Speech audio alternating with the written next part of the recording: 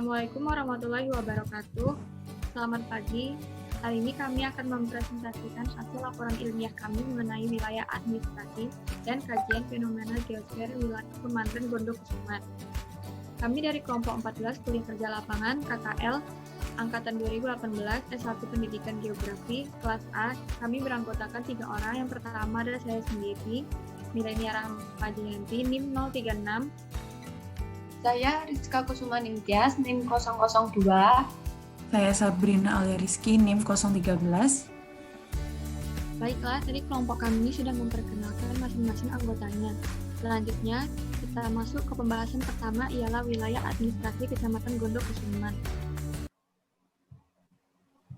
Baiklah, wilayah administrasi Kecamatan Gondokusuman. Kecamatan Gondokusuman merupakan salah satu kecamatan di kota Yogyakarta yang terletak di bagian timur laut kota Yogyakarta.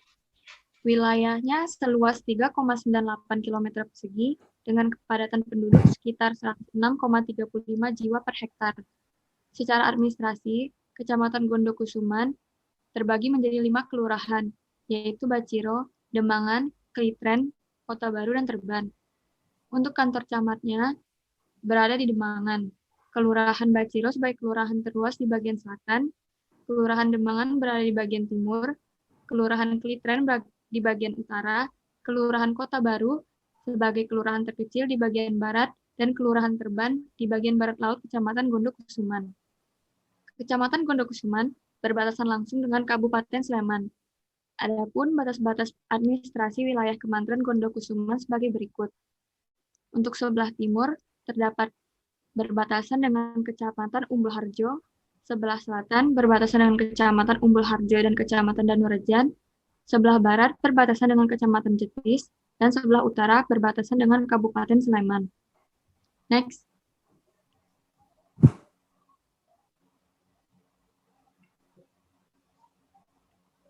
Selanjutnya, kajian geosfer yang pertama adalah fenomena hidrosfer Kecamatan Gondokusuman.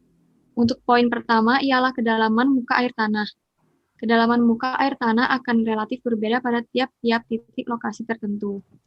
Hal tersebut dipengaruhi oleh kondisi geologi, baik elevasi, kelerengan, morfologi, litologi, dan struktur geologi. Data di cekungan air tanah Yogyakarta Sleman sebelum tahun 2002 menunjukkan bahwa kedalaman muka air tanah dangkal di wilayah ini sekitar 0-10 meter, dengan kisaran antara 0,5 meter dominan dengan penyebaran yang relatif. Hasil pengukuran ini didapatkan dari pengamatan sumur gali di wilayah cekungan air tanah Yogyakarta Sleman. Dari peta di samping yang bisa kita lihat, kita mengetahui bahwa Kecamatan Gondokusuman berada pada tingkat 3 meter sampai 5 meter atau 6 meter sampai 10 meter untuk wilayah Kecamatan Gondokusuman. Terdapat area discharge atau merupakan area discharge, di mana merupakan daerah pengaliran dan pelepasan air tanah berlangsung. Untuk poin kedua, yaitu jarak sungai dan tempat pembuangan akhir. Untuk jaminan kebersihan air yang layak digunakan masyarakat dan diminum, jarak tempat pengolahan akhir atau pembuangan akhir harus berada pada jarak lebih dari 100 meter di hilir aliran sungai. Pada peta di samping ini merupakan peta buffering jarak sungai untuk lokasi tempat pembuangan akhir di wilayah Kartamantul. Dari analisis buffering peta di samping, Kecamatan Gondokusuman yang terletak di kota Yogyakarta memiliki garis kontur yang tidak rapat, sehingga memiliki kelayakan air bersih yang bisa didapatkan dengan standar kualitas jarak sungai sejauh 100 meter dari tempat pembuangan akhir. Adapun sungai yang mengalir di wilayah administrasi Kecamatan Gondokusuman ada 3, yakni Sungai Code yang berada di sebelah kiri wilayah administrasi Kecamatan Gondokusuman, Sungai Manunggal yang ada tepat di tengah-tengah wilayah administrasi Kecamatan Gondokusuman, dan Sungai Gajah Wong yang ada di sebelah kanan wilayah administrasi Kecamatan Gondokusuman. Baiklah, untuk poin ketiga, sistem air tanah. Untuk sistem air tanah di Kecamatan Gondokusuman berikut adalah sungai-sungai yang mengalir di wilayah administrasi Kecamatan Gondokusuman. Yang pertama, untuk batas Kecamatan Jetis, yang tepat di sebelah kiri wilayah administrasi Kecamatan Gondokusuman, melintasi Kota Baru dan Terban ialah Sungai Code. Untuk batas Kabupaten Sleman, Sungai Gajah Wong melintasi Kecamatan Baciro. Untuk Sungai Manunggal, melintasi di tengah wilayah administrasi Kecamatan Gondokusuman. Next.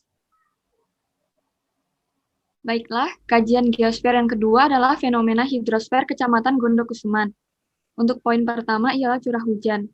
Seperti yang dilihat dari peta curah hujan di atas, wilayah Kecamatan Gondokusuman memiliki curah hujan rata-rata sekitar 1.500 sampai 2.000 mm per tahun. Untuk poin kedua, yakni udara, kelembapan udara rata-rata tertinggi terjadi pada bulan Februari sebesar 89% dan terendah pada bulan Agustus sebesar 84%. Untuk tekanan udara rata-rata 1013,98 dan suhu udara rata-rata 26,71 derajat Celcius. Untuk poin ketiga, yakni kecepatan angin. Kecepatan angin tertinggi terjadi di bulan Oktober dan Desember, yakni sebesar 17-20 knot, dan terendah di bulan September sebesar 6 knot. Baiklah, selanjutnya akan dijelaskan oleh teman saya, Rizka. Next. Oke, selanjutnya ada fenomena litosfer.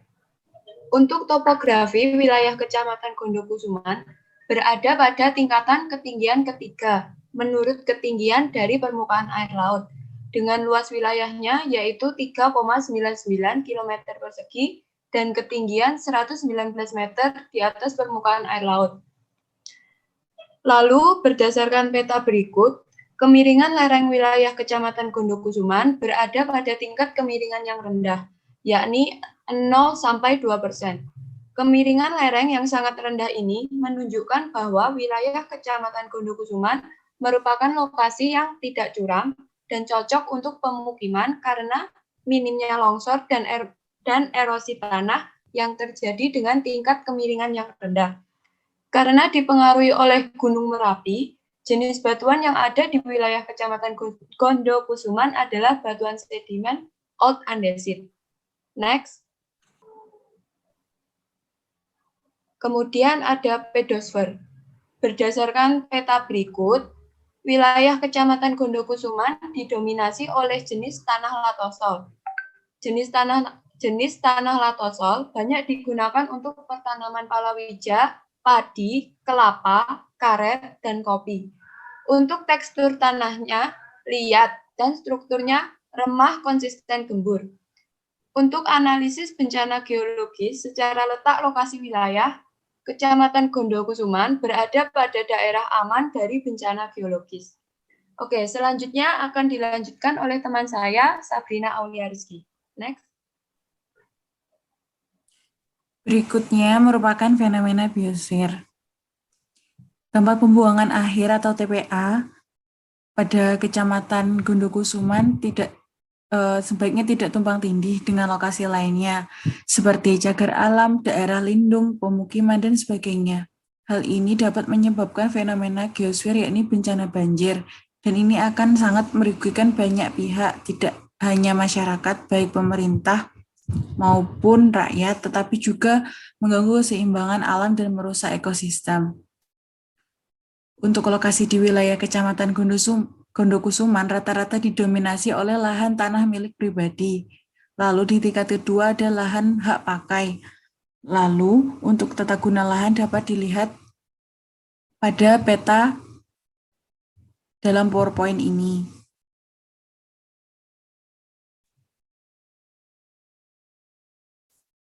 Kemudian antroposfer. Potensi ekonomi juga menjadi daya tarik bagi investasi antara lain pusat pertokoan, perbankan, perkantoran, hotel, pusat pembelanjaan, dan 3 pasar tradisional. Beragam potensi wisata dan budaya juga menjadi salah satu daya tarik unggulan di Kecamatan Gondokusuman. Dengan adanya lokasi wisata sejarah, kawasan cagar budaya Kota Baru didukung dengan kawasan pedestriannya. Sekian presentasi dari kelompok kami, kurang lebihnya mohon maaf.